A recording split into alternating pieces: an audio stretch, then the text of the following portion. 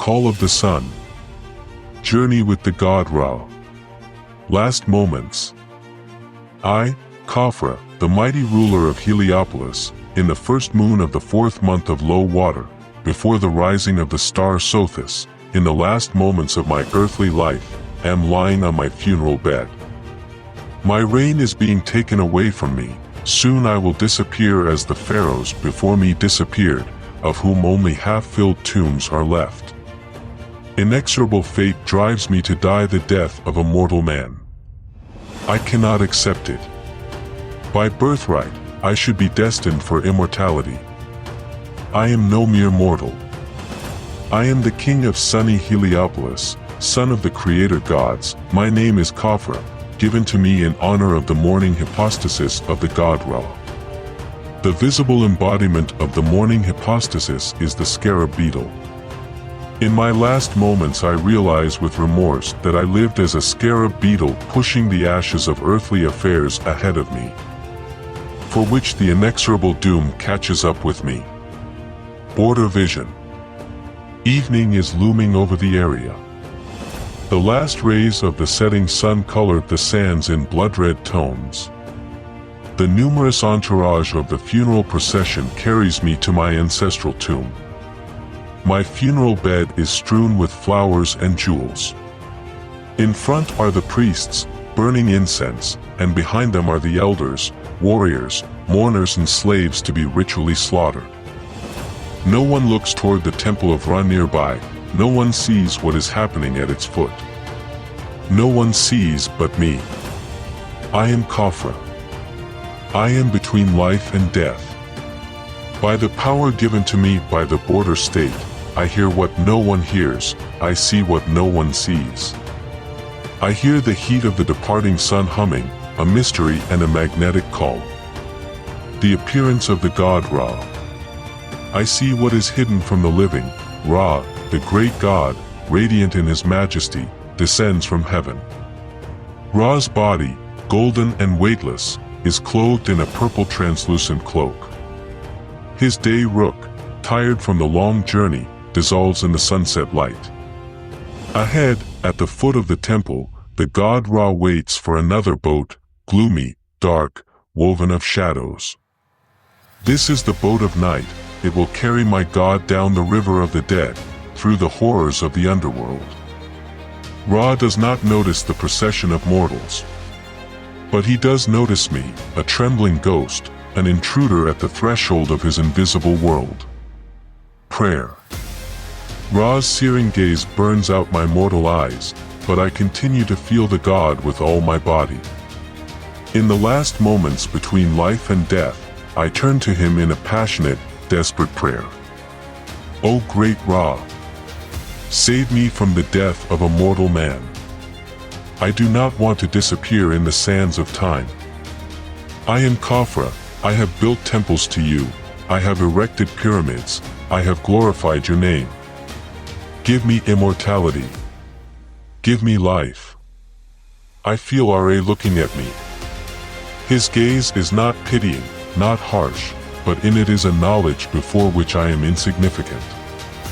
I freeze in anticipation. I hold on with my last strength, only by faith in Ra's infinite power. He is my God. Now he will breathe life into me anew. He will raise me from my deathbed.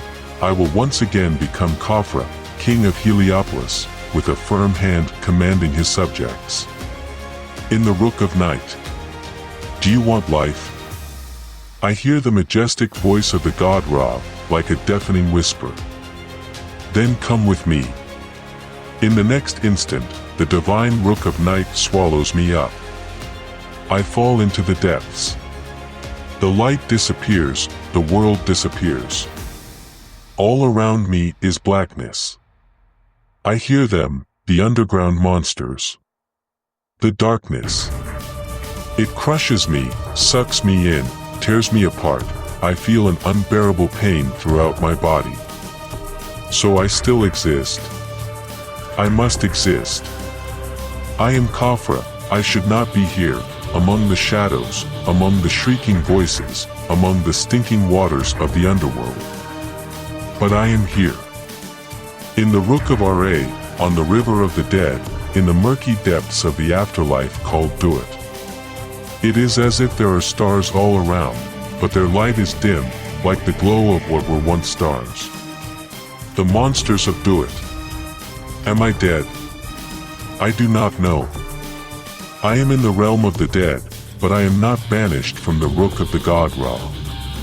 By the strength of my faith I am held in it, and my god Ra is beside me, in the Rook. Something is moving ahead.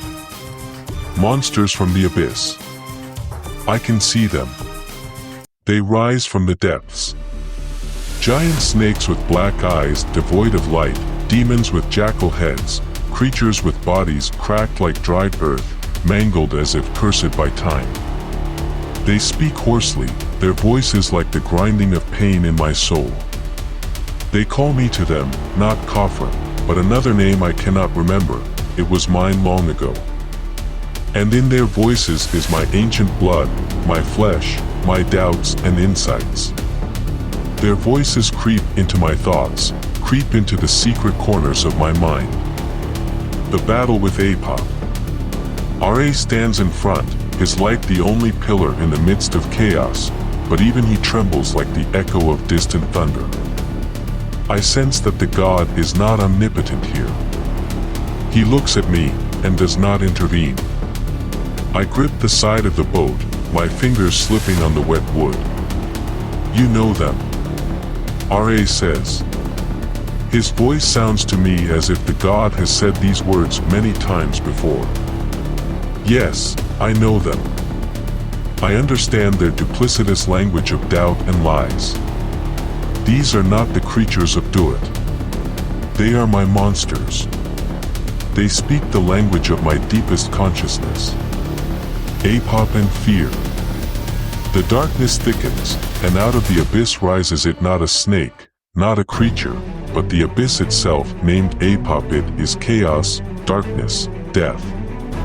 It moves not like a living thing, but like the night itself, encompassing us in rings of emptiness. The water around us turns black, no longer reflecting a single glimmer of light. I can feel the space around me shrinking, filled with absolute stillness. My breathing becomes heavy, every heartbeat like a hammer in the empty temple of the goddess Isis. My mind is clouded.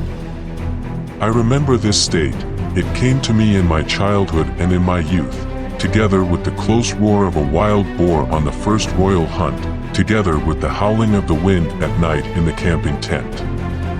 Suddenly there was a vague, intense fear of the unknown. In my mature years, this fear came to me in nightmares, when I dreamed of plots of mortal enemies and secret envious men. I felt this fear in the stone cold of the pyramids, knowing that I would die and they would outlive me for centuries to come.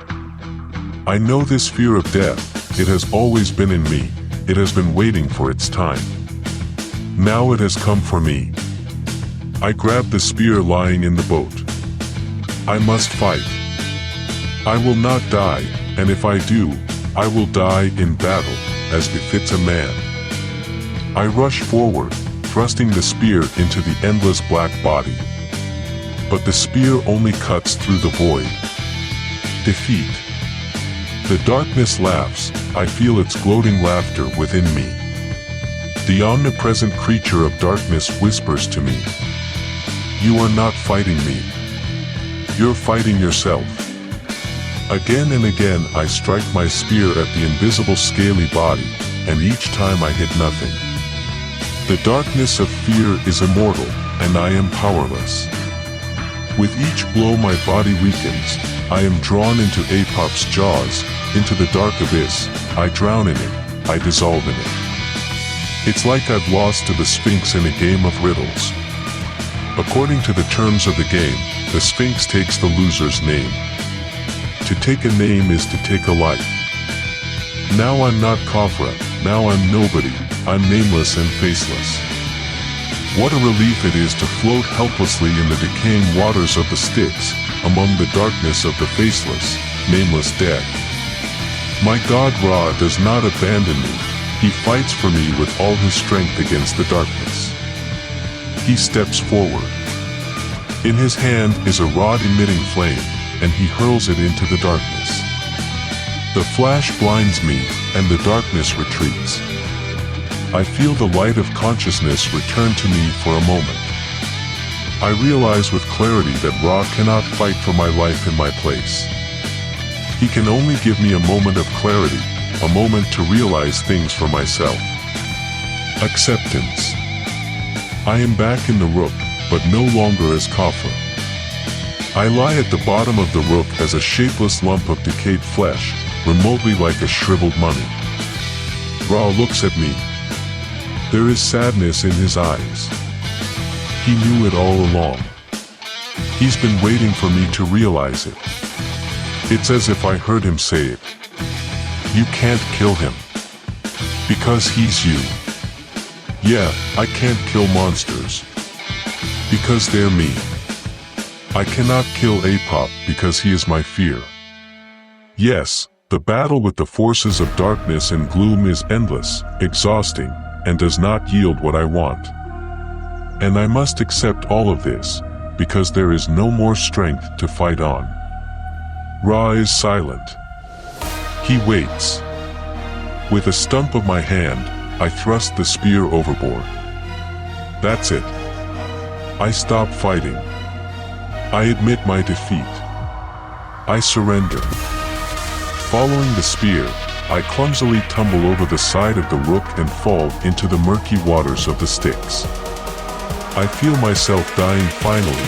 I dissolve into the abyss. I embrace the abyss. At last I gather the rest of my strength to give back to the god Ra that spark of life which he once gave me and which is no longer mine. As I sink deeper and deeper into the darkness, I strain to get that spark out of me. Suddenly I shudder with my whole being. The spark explodes inside me. It's like lightning piercing the place that used to be my breasts. As if heavenly light illuminates the place that used to be my head. It is as if I have solved the riddle of the Sphinx, and he, lost to me, reveals to me the Alpha and Omega of eternity, the mystery of birth and death, the outcome of the battle between light and darkness. Transfiguration. I am on fire. Every part of me is fire, molten light, boundless power that is tearing me from the inside out. I feel my body no longer belongs to me. I lose the shape of my body, I lose my boundaries, I lose myself. Ra stands before me, his radiance blinding, but now I look at him with different eyes. You are close, he says. Can you feel it? You are no longer human. But not yet light. You are at the threshold. Do I feel it? I hear thunder rumbling in my chest, a pulsing of blinding energy that no longer fits in my body. Words are not born. There are no words for this. Words for the pain, for the fear, for the elation, for the explosion that destroys everything I knew about myself. Ra comes closer. There is eternity in his eyes. Leave your name, Khafra. Leave the fear. Leave everything. But I still cling. I'm afraid of disappearing. Afraid of nothing beyond the invisible. Ra reads my mind. You will not disappear. You will become. I shrink, I can no longer resist, I explode and dissolve. The fire inside me bursts out. I let go of that fire, it envelopes me, it doesn't burn me, I become that fire. I feel its heat like my breath. I'm flying. I become big, very big, bigger than I could have imagined. I become the light that dispels the darkness. I become the new day that comes after night. I become the warmth that touches the faces of the living. I am the sun. Ra no longer speaks. He smiles as he looks at me, turns around and walks away. He has nothing more to teach me, and nowhere to lead me. I've got it all figured out. I soar upwards. Do it and my past earthly life remain below. I was a ruler, but now I don't need a throne. I was a man, but now I don't need flesh. I shine. I am living. I am eternal. I feel the space beneath me expand, revealing the vast expanse of heaven. The sky goddess Nut is here, covered in a velvet blanket of twinkling stars. I feel time slowing down, I become the axis around which infinity revolves. I remember my name, it now seems only an echo of a distant dream. Khafra remains in the sands, in the stone pyramids, in the whispers of the past. I am a shining ball in the sky. I no longer need the memory of the past. I feel the pulse of the universe. It merges with my breath, with the rhythm of the light that emanates from me. I have become eternity. I hear the world awakening with my light, the living lifting their faces to greet me. I feel their fears, their pleas, and their hopes. I am the light that gives them life. And I will rise again and again. I am the sun. I do not exist. There is only the sun. There is only the shining.